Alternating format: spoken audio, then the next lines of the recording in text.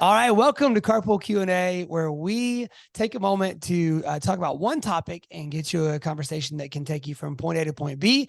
I am JD Wilson, and this is Tona Ottinger and Becca McKay with us.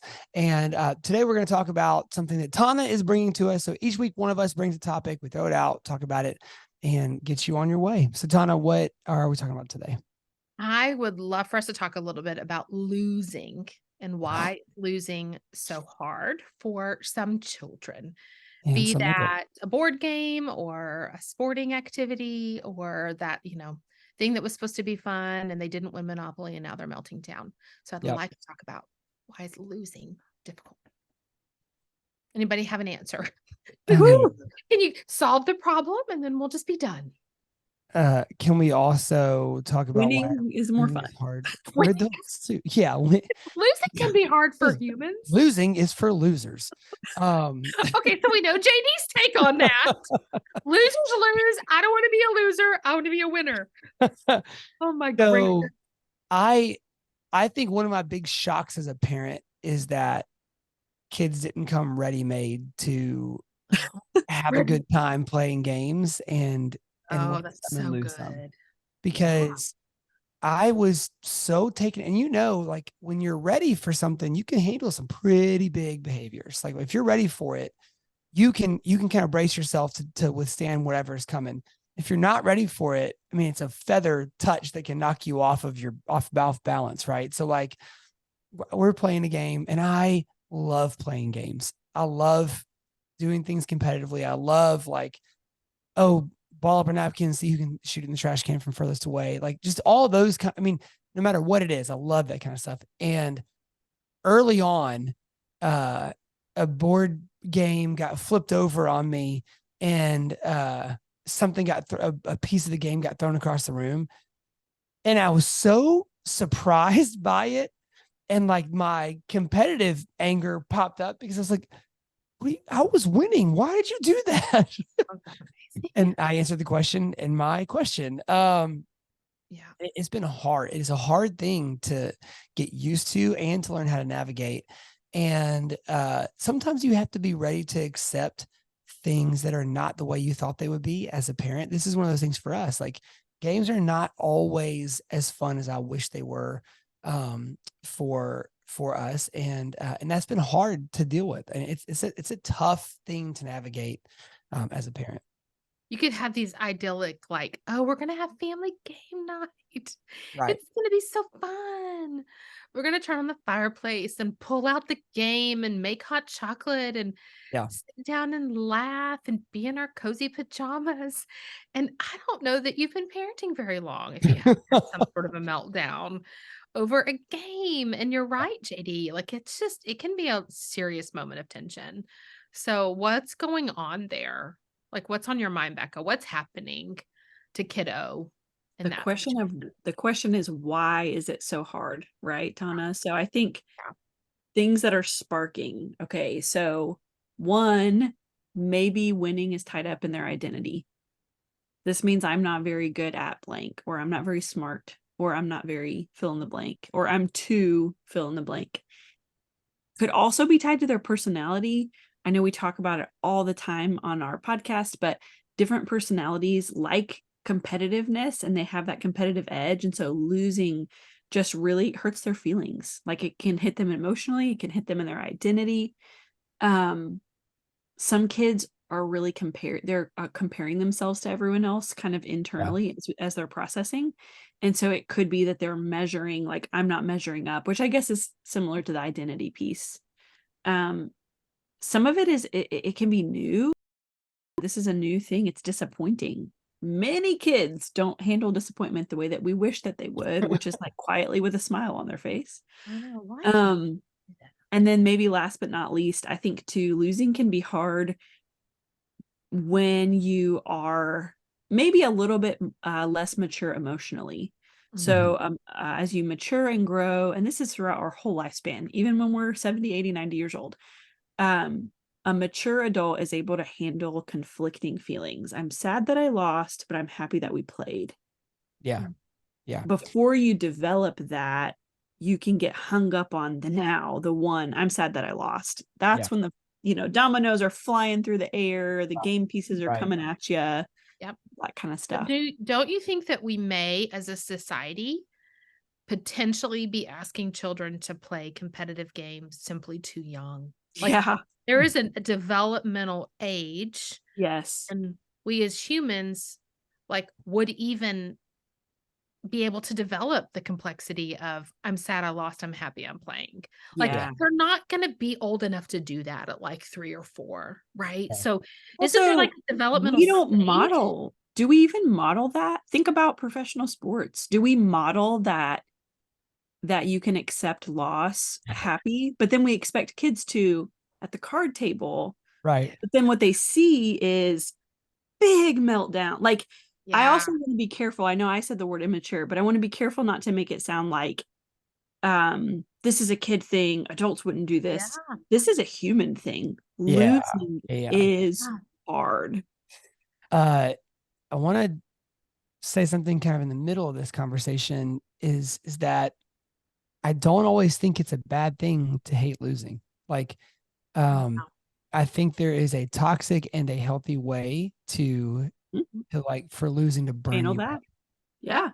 So for some kids, their personalities, like, do like they're driven to want to succeed and that win word. and all of that. And so that drive can like push them in those moments where like the game's on the line, whether it's Monopoly or whether it's youth basketball, or whatever, to want to do whatever it takes to win that moment because you value and you love winning so much. So I think the challenge when you and we've got a mixture of that in our family. We've got one who is the opposite of that, loves to play, loves to compete, enjoys winning, but is not like identity is not tied up in like I live and die if we win or lose this game.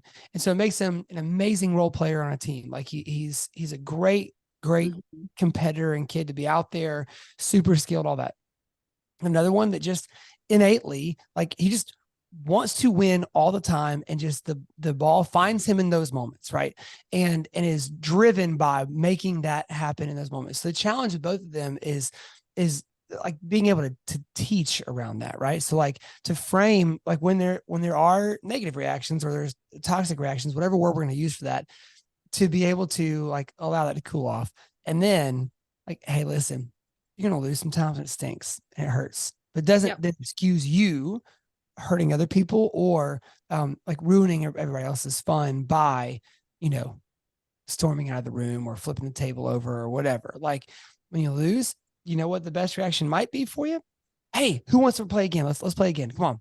And be that person who just wants to play all the time. And that's something that I had to learn early on, is that I love to play. And I was kind of taught like, the cordialities around competition. Like, all right, you can lose and you can be mad about it, but you cannot allow that to then permeate everybody else's time like around you. And so if we are sitting down playing cards or playing whatever, phase 10, whatever, like I will play for 17 straight hours just because I want to, and I want to win and enjoy it and all of that. And so, yeah, so I think there's teaching that has to be out, but it's not always a bad thing to hate losing because some of that also is really healthy to teach our kids how to handle those emotions, like how to handle the sadness and the frustration that comes with that. We were watching Amazing Race the other night, and it was the first time we had introduced that show to our younger kids. And there was a little team that got kicked out. They didn't make it to the end in time. They were the last ones there. And they cut to like their interview or whatever. And they were giving a lot of like toxic pleasantries around like all the reasons why it was okay that, they just had a great time. It was experience of a lifetime or whatever. And one of our kids, our younger kids, was like, they can't be being honest right there. Nobody likes this. And like he just saw right through it. He was like, they are not being vulnerable and honest. They're disappointed. They have to be disappointed. And he just like went off on this tirade about how, and I think it's what y'all are saying of like the adults weren't even modeling like vulnerability with being disappointed. So I think it is such a mix of shame, identity, personality, drive, like what's the pressure? Is it low stakes? Is it high stakes? Like, and I do actually think it's deeply connected to like developmental Um, Mhm. early on, Mo and I probably had the idyllic game night in mind, and we realized when our older kids were younger that games for our family, like we could have game time, but we had to play games of chance, Yeah. not games of skill. Yeah. So we played a lot of like marble where you roll and you're not, it's not, doesn't make you dumb, stupid, smarter, faster, better than your sibling to have accidentally not rolled as many of those. So like the war and the speed and the stuff that took like a lot of executive functioning and, pretty high intelligence or fast thinking, they actually were toxic for Mhm. our kids because it was Yeah. putting them in a place of shame and vulnerability a lot. So like we reclaimed game night for many, many, many years by just playing chance games. That's Mhm. Roll the great. dice, do the thing, and we had fun that way. But we had to take off the tape. We can do it now more. They could do some of them, but you know what, Becca? A lot of them opt out. It's Yeah. been fun to see them grow up and be like, oh, those that we were asking to do that when they were young do not like to play games. It was not their thing. They Yeah. were showing up to the family moment, but given their adult selves having choice, they're going to opt out. Mhm. So, there it is. What all's going on there? It's complicated. There's so Yeah. much to it. Games Mhm. can be a great chance to practice some things and to Yeah. enjoy one another. Um, Yeah. but losing is hard for kids in different ways. And I think I like how you're talking about different pathways to support them and still have fun together because that's all that we want to do. We want to support our kids. We want to know them and know what makes them tick. My family used to hate playing games with me because I didn't care to win at all. I cared so little that it wasn't fun for Like them. you'd I like help cared your so neighbor. little. You'd like put the thing down on the Uno pile you knew helped the next Yes, I would either be last like, card or I'm something. gonna discard a wild because I know that you That the really are really need a annoyed right red. now. And I they'd be love like, stop it, that's not even fun. And it's funny as an adult, I have like I have almost this fake, y'all have probably seen it in our office plays a lot of games together. We enjoy spending time together. Yeah. And I can turn on like a competitive, but I like secretly behind the curtain, I literally could care less. But I've learned that Just like people have code more switch and show up. fun. Yeah, people have more fun if you show up that way. And so it's this funny thing where like different people enjoy playing different ways. And Yeah. that's okay. And it's okay to learn that and get to know people. But yeah, it's just this funny. And I think I like the idea of chance, Tana. I also like the idea of like if you see that kids really are driven by that skill thing, is Yep. there games where they can compete against themselves? Like, is there things that they can like Get really channel faster. that drive to get better and better? Like, is there Yeah. ways to kind of help them experience that in a different way? Just to be a little creative. Yeah. My Um, closing thought is I appreciate you what you said, JD, about like it's okay to like validate their emotion and even channel their drive. Like yeah. maybe what we want to do for maybe the moral of this carpool Q&A is suspend judgment and like Yeah. Yeah. offer support and like Yeah. maybe be willing to modify, but don't like judge the child Yeah. that's flipping over the game. You're a Like sore get Yeah. loser. curious. Yeah. Yeah, like just suspend judgment, Yeah. increase curiosity, and like follow the child's lead. Yeah.